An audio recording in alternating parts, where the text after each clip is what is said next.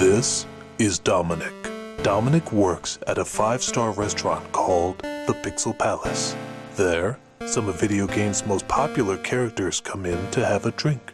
Sometimes they share stories and even secrets, for as we all know, what the bartender hears is confidential, isn't it?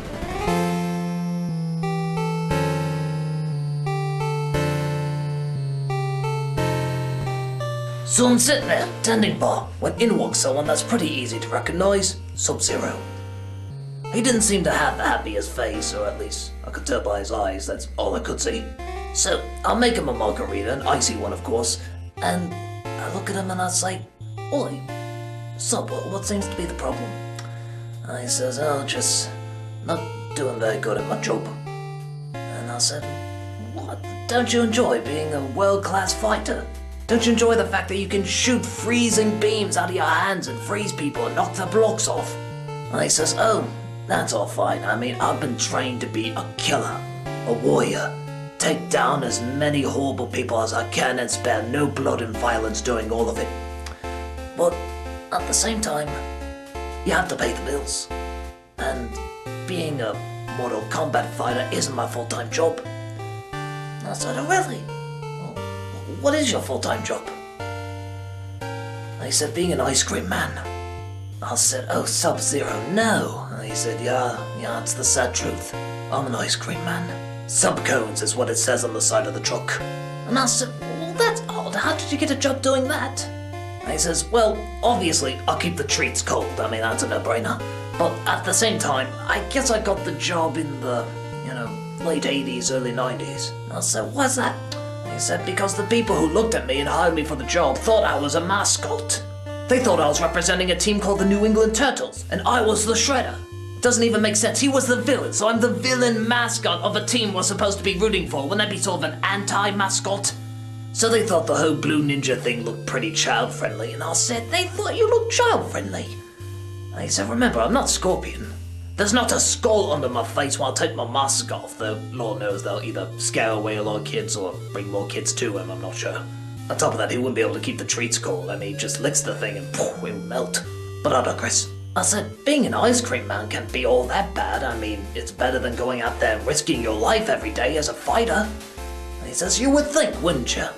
I would go through 8 rounds with Shang Tsung if it meant never having to hear 'Give me a SpongeBob Snow Pop' again. Sometimes it's not bad," he says. "Like, for example, instead of playing the typical Ice Cream Man theme that they play over the speakers, he plays the Mortal Kombat music. After about 10 seconds, there's a rave going on in the middle of the street, glow sticks, the whole shebang. It was going good," he said, "until the kids start doing jello shots. Children are learning more and more these days. They're getting very crafty." And I said, "I know what you mean. I mean, kids, they can be tough, can't they?" And he says, "Oh, yeah, especially this one. His name is Georgia," he said, "an obnoxious little puke who always comes up and always yells at me and always makes fun of my costume. At least in Mortal Kombat, I can beat the shit out of somebody I don't like. But here, you have to smile and be happy." I said, "They can see your smile?" He says, "They can see your smile. It's like telemarketing. They can hear it over the phone.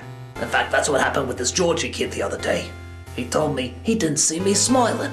And I said, I didn't want to smile.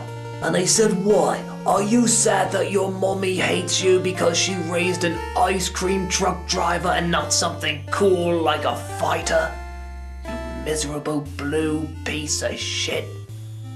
I said, "He said that." "Well, actually he said poo-poo, but that means the same thing." And I personally knew for a fact that Sub-Zero was very sensitive about his mom.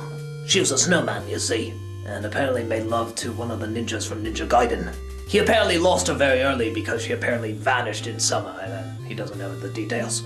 And I said, "Oh, Sub, what did you do to this kid that was insulting your mother?" He says he froze him and then decapitated him. "With biting the head off an animal cracker," he said.